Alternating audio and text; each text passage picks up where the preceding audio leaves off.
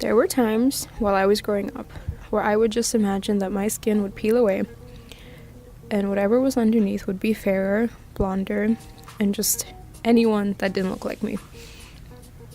I never saw anyone that looked like me on Disney Channel, so my perception of beauty was twisted. There was no way a dark Indian Sri Lankan girl could be considered beautiful. I remember when I was in middle school, watching Bend It Like Beckham with my class. My classmates would laugh at the Indian music, accents, and whatever of my culture was portrayed on screen.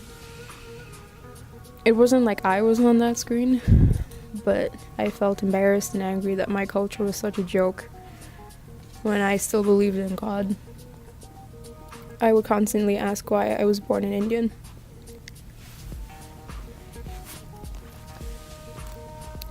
Eventually, I went to boarding school in India, and ironically enough, that's where I got mocked the most for having skin that was too dark. Unintentionally, my parents contributed to this.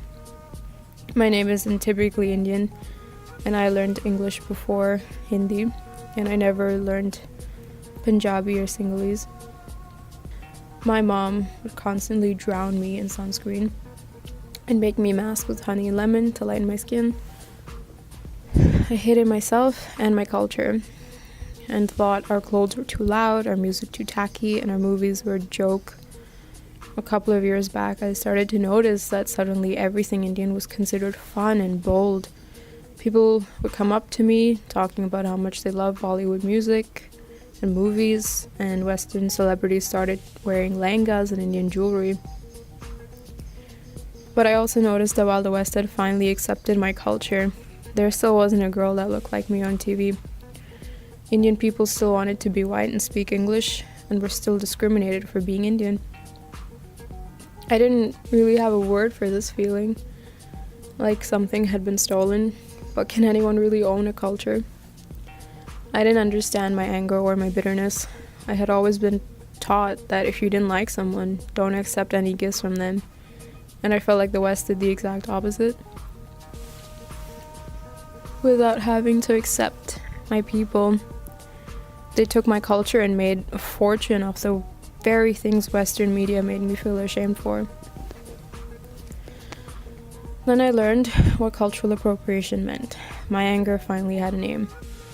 My issue isn't with consumers. I don't have a problem with people wearing cultures or enjoying cultural things that don't belong to them.